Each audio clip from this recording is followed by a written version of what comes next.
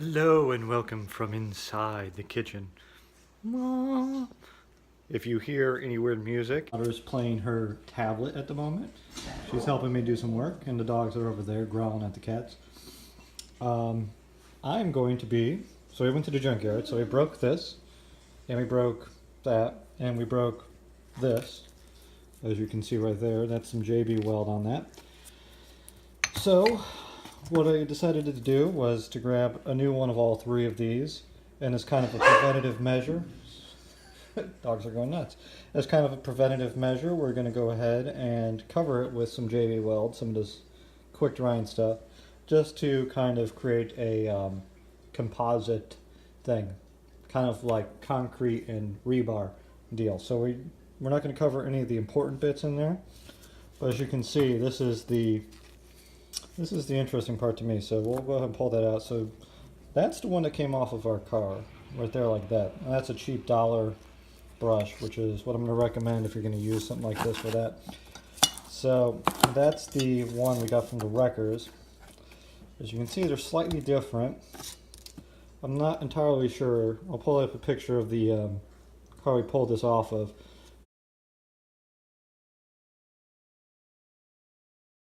So this is from an 85 for sure, because it was done before the recall. So this looks like this is the original equipment that actually came with the car. I'm not sure if this one was just a later improved model, but it's almost identical in terms of the way it bolts in down here. It's just kind of, there's more gaps and voids in this one, which make me a little bit concerned, which is why we definitely want to hit it with the JB weld.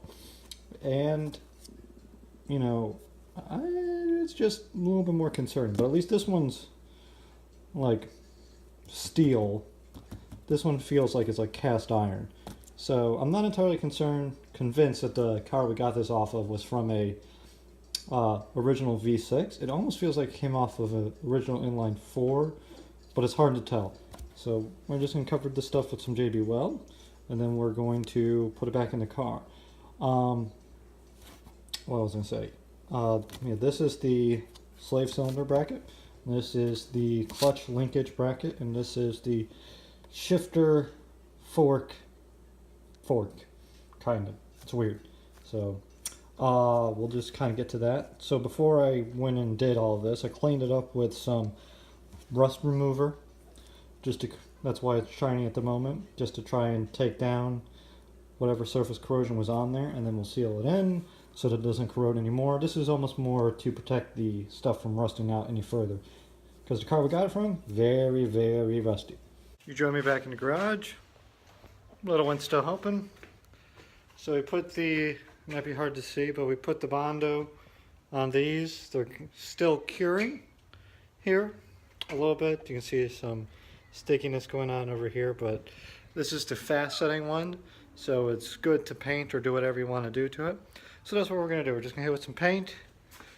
As you can see, the Bondo, or not the Bondo, the JB weld is not super thick on here. I literally just put on a surface coat to help with the curing, or not the curing, with the structural integrity, because these are old parts. So I don't want them to be, you know, brittle, I guess is the right word to use. Because I've had a lot of issues with that on some of the other parts that have been into Fiero. And the one that this came from is quite rusted. A couple days later, as you may be able to tell by the haircut or the beard or whatever, or the change of a tire, you'll notice the car now inside. Let me show you what's been going on.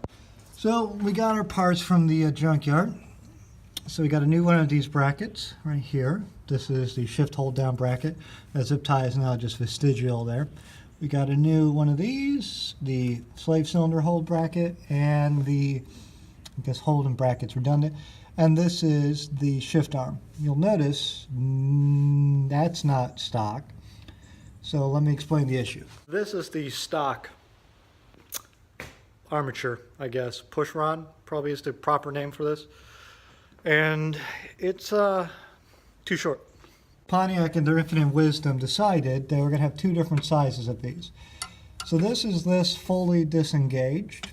This is a little loose, so we got to adjust this down a little bit. We got to get an adjustable push rod.